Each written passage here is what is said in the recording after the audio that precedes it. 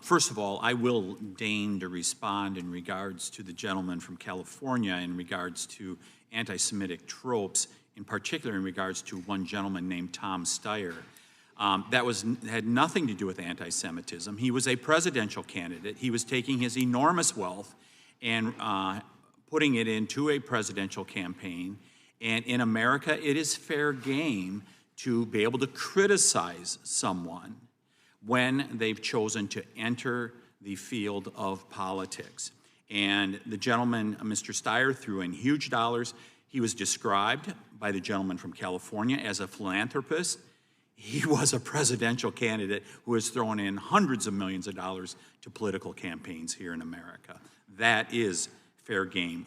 Using the cudgel of racism to stop free speech is also wrong. Mr. Marcus, if you could do it real briefly.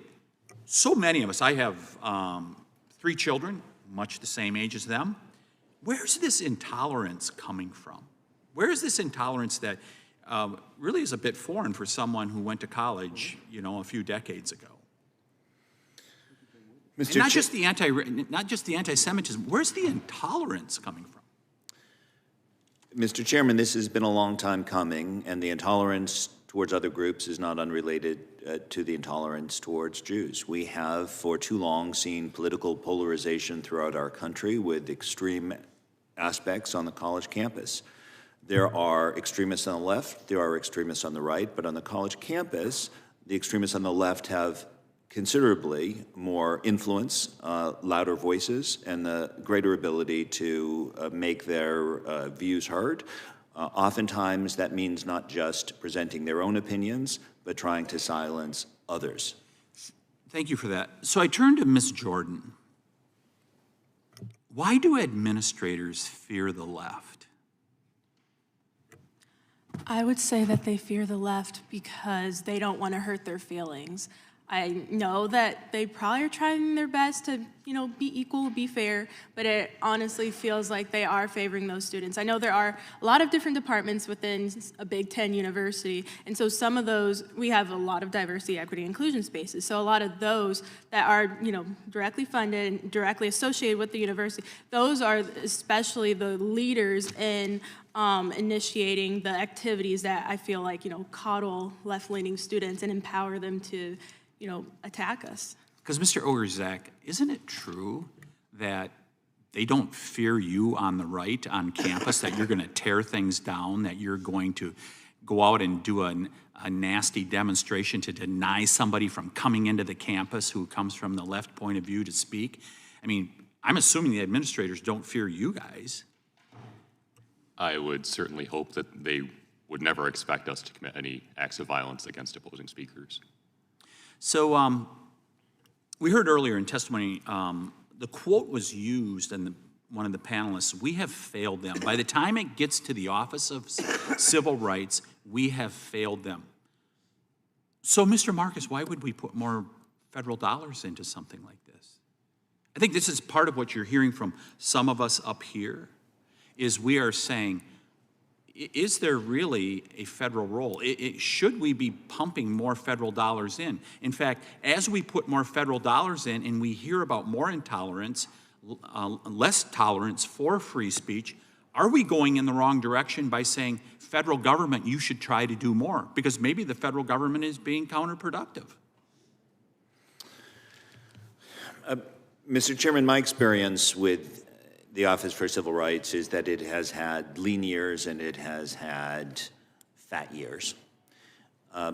In either case, the head of that agency has been able to do what the head feels needs to be done. That is to say, there may be in a particular year 15 or 17 or 19,000 cases, but the number of anti-Semitism cases will never be 1% and will seldom be 0.1%.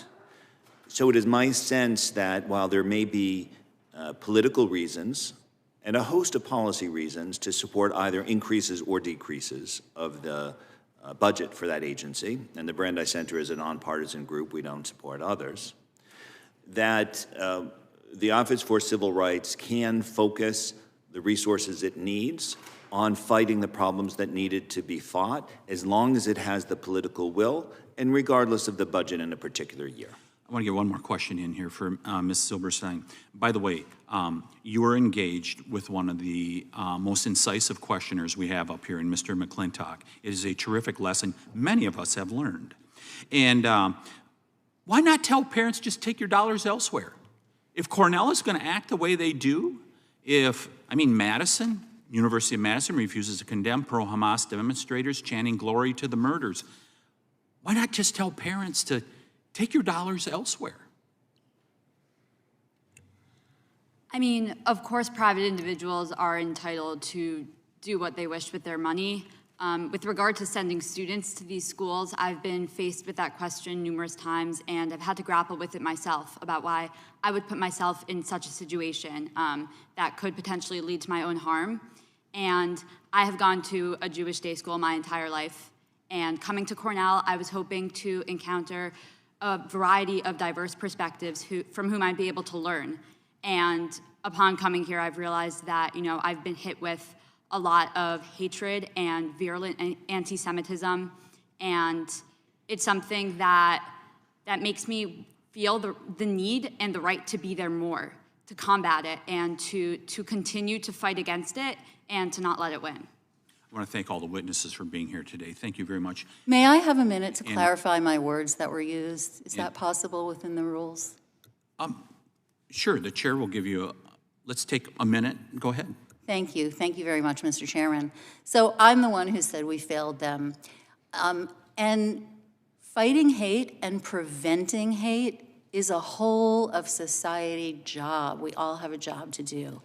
And if all we do is investigate a crime after someone's dead because of their identity, I'm just saying we can interrupt it earlier. I hope we won't throw up our hands about what the United States of America and its government can do to help encourage our society to be more tolerant and moral. So let's please not throw up our hands. Interventions work. And when the FBI counts hate crimes, that is a deterrent. When a school has a policy against hate, all they have to do is post it online. There are less hate crimes. So let's just make the FBI count hate crimes. It's optional right now. Why? So, Ms. Burdett, we can have more of a discussion on this offline. Thank you for your comments. Thank you for the time. I yield and would like to recognize the gentle lady from Georgia for 5 minutes of questioning. Thank you, Mr. Chair. And as a woman of color